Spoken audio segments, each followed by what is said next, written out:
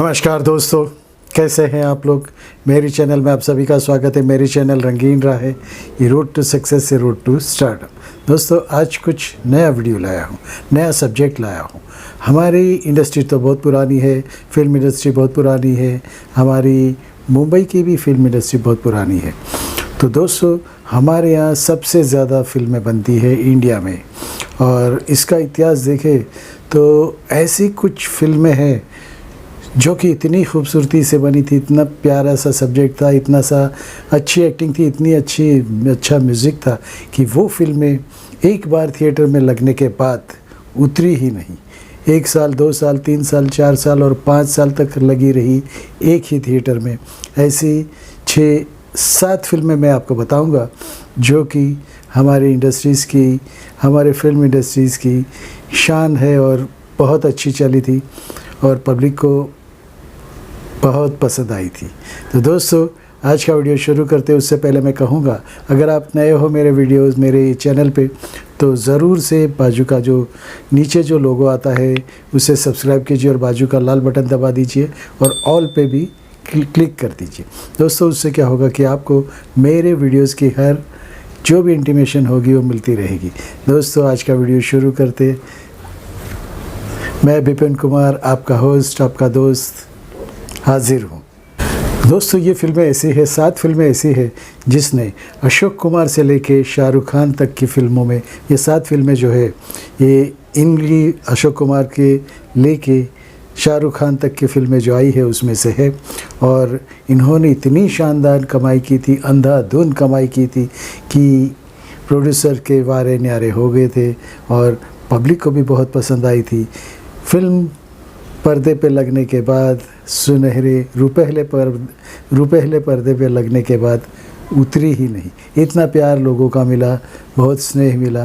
तो दोस्तों, कौन सी फिल्में थी वो मैं बताता हूँ। पहली फिल्म थी किस्मत। बहुत पुरानी किस्मत है। ये किस्मत की फिल्म जो है वो बहुत पुरानी है और अशोक कुमार उसमें हीरो थे। और कौन कौन थे वो भी सब मैं बताता हूँ। तो दोस्तों, रहिए मेरे साथ। पहली फिल्म किस्मत, उसके बारे में बताऊंगा। दोस्तों, किस्मत की बात करें तो किस्मत में अशोक कुमार जी थे, मुमताज़ शांति जी थी और शाहनवाज जी थे, कनू रॉय भी थे और महमूद और डेविड थे। तो दोस्तों, ये कहानी कुछ बहुत चली थी, ये फिल्म बहुत चली थी और ये फिल्म आई थी 9 जून 1943 को आई थी और डायरेक्टर थे ज्ञान मुखर्जी। तो दोस्तों, ये फिल्म कहानी की वजह से, अनिल विश्वास जी के म्यूज़िक की वजह से, गाने बहुत फेमस हुए थे, बहुत फेमस भी हो गए थे और लोगों के ज़ुबान पे चढ़ गए थे। और फिल्म सस्पेंस थी, तो वो फिल्म इतनी लोगों को पसंद आई, इतनी लोगों को पसंद आई कि ये फिल्म थिएटर से उतरने का ही नाम नहीं लेती थी। ये कुछ ज़्यादा ही चली थी, 3 साल तक चली थी शायद। 3 साल तक ये फिल्म चली थी और लोगों को हर शो हाउसफुल मिलता था।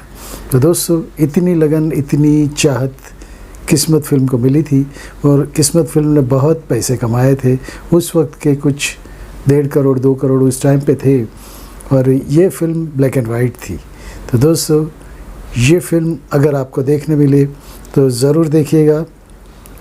किस्मत फिल्म में अशोक कुमार की किस्मत ही बदल दी थी। तो दोस्तों, ये थी पहली फिल्म। दूसरी फिल्म है आर.के. बैनर की बनी हुई बरसात। बरसात फिल्म 1949 में रिलीज़ हुई थी। ये भी फिल्म बहुत अच्छी चली थी। आर.के. बैनर की फिल्म थी, उनकी फ़ोटोग्राफ़ी, और ये भी ब्लैक एंड वाइट फिल्म थी, लेकिन इतनी अच्छी चली थी, थिएटरों से उतरने का नाम नहीं लेती थी। और ये कुछ 2 साल तक ज़्यादा तक चली थी और राज कपूर जी और नरगिस दत्त की जोड़ी थी इसमें। तो दोस्तों, ये थी दूसरी फिल्म और उसने भी अच्छी कमाई की थी। प्रोड्यूसर, यानी इतनी अच्छी कमाई की थी कि प्रोड्यूसर अपने राज कपूर साहब जो थे, उन्होंने इसकी इनकम से आर.के. स्टूडियो ख़रीदा था। आर.के. स्टूडियो मतलब ज़मीन खरीदी थी और वहाँ से उनकी किस्मत पलटी और आर.के. स्टूडियो बना दिया था। बहुत बड़ी ज़मीन चेंबूर में आर.के. स्टूडियो में यूज़ की गई थी। और आर के स्टूडियो अभी फ़िलहाल आर के स्टूडियो बिक गया है और वहाँ पे तोड़ के पूरी बड़ी बिल्डिंग बन रही है, टावर बन रहे हैं। तो दोस्तों ये था आर के का मजबूत नींव जो डालने वाले थे। ये फिल्म थी बरसात और उसमें शंकर जयकिशन का म्यूज़िक था और वो बहुत सी फिल्मों तक शंकर जी का इनके साथ रहा। तो दोस्तों ये थी दूसरी फिल्म। तीसरी फिल्म थी 1960 में आई मुग़ल आज़म। एकदम हिस्टोरिकल मूवी थी। इसमें दिलीप साहब थे, पृथ्वीराज कपूर थे और हीरोइन कौन थी आप तो जान ही गए होंगे। तो ये हीरोइन उन दोनों के प्यार की कहानी थी और बहुत अच्छी चली थी मुग़ल आज़म। जब मैं छोटा था तो मैं हमारे यहाँ मालाड में न्यू एरा थिएटर था। New era theatre Malad west में था, अब तो वहाँ पे शॉपिंग सेंटर बन गया है। तो वहाँ पे इतने बड़े बड़े पोस्टर, हाथी घोड़े और क्या क्या बनाया गया था, रथ बनाए गए थे, महल जैसा सेटअप किया हुआ था। दोस्तों मुग़ल आज़म फ़िल्म की एक बात कहूँ कि जब मुग़ल आज़म फ़िल्म रिलीज़ हुई तो उसकी जो प्रिंट, तब तो प्रिंट बनती थी, बड़े बड़े डिब्बों में आती थी, वो प्रिंट को लेके हाथी पे लेके जाके मिनरवा थिएटर में ये फ़िल्म रिलीज़ की थी। और जैसे राजा की शान और शौकत होती है वैसे ये फ़िल्म रिलीज़ की थी। और वो फ़िल्म इतनी चली थी कि ये फ़िल्म बरसों तक वहाँ से उतरी नहीं और कमाई बहुत अच्छी की, प्रोड्यूसर्स को बहुत कमा के दिया। मुग़ल आज़म के आसिफ की जो फ़िल्म थी तो एक नाम कर गई। दोस्तों उसके बाद चौथी फिल्म जो है वो है सबको भाई। अभी की फ़िल्म है, मतलब आपने तो देखी होगी लेकिन 50 साल हो गए उसको। 1975 में आई थी शोले। धर्मेंद्र जी, हेमा मालिनी जी, अमिताभ बच्चन, जया भादुरी यानी जया बच्चन, बहुत से लोग थे और एक नया सितारा था अमजद खान। ये फिल्म अमजद खान के डायलॉग से या तो कहो कि कहानी से ही इतनी अच्छी चली थी। और कहानी लिखने वाले थे हमारे सलीम जावेद साहब। आर डी बर्मन का म्यूज़िक था, गाने भी बहुत अच्छे थे, बैकग्राउंड म्यूज़िक भी बहुत अच्छा। सब कलाकारों ने, बहुत से कलाकारों की ज़िंदगी उसमें तो बन गई। उसमें एक कलाकार था सांबा यानी मैक मोहन ऐसा कलाकार था। तो पहले तो वो शूट पे होते गए शूट, तो उसे भी लगा कि मेरा बहुत काम है, लेकिन फिल्म इतनी बड़ी बन गई थी कि उसके शॉट काट के सिर्फ एक ही डायलॉग रह गया था। तो वो जब ये प्रिंट का जब उसे मालूम पड़ा मैक मोहन को, जो तो वो रमेश सिप्पी के पास गए और उन्होंने कहा कि सर ये क्या है, मैं तो कुछ भी हुई नहीं, पूरा ही काट देते, मुझे कुछ ज़रूरत नहीं थी, ये एक ही डायलॉग है, एक ही शॉट क्या है। तो सिप्पी साहब ने कहा कि बेटे रुक जा, मैक रुक जाओ, क्योंकि ये एक ही डायलॉग से तुम छा जाओगे। और हुआ भी वही। जब अमजद खान पूछते हैं कि सांबा कितने लोग थे, तब वो दूसरे कलाकार ने कहा सरदार 3, लेकिन सांबा को पूछते कि हमारे सर पे सरकार ने कितना इनाम रखा है, तब सांबा कहते पूरे 50,000। सिर्फ यही डायलॉग था। और उस वक्त में सांबा इतना फेमस हो गया था कि उसके बाद जो फिल्में उसने की तो उसमें पब्लिक उसको सांबा ही करके बुलाती थी, यानी वो भी अमर हो गए थे। तो दोस्तों ये शोले फिल्म भी बहुत चली, यानी प्रोड्यूसर को, सिप्पी साहब को कमा के दे दिया। और वो 3D में भी बनी थी, सिनेमास्कोप नहीं थी, 70 mm थी, 3D में भी बनी थी। दोस्तों ये कमाल था और बहुत अच्छी बनी थी।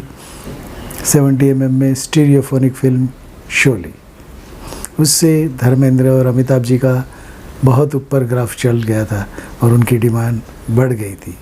संजीव कुमार भी थे जो कि बहुत ही प्यारे से कलाकार थे। उन्होंने जो इंस्पेक्टर का रोल किया था, जान डाल दी थी उस कलाकार उस रोल में।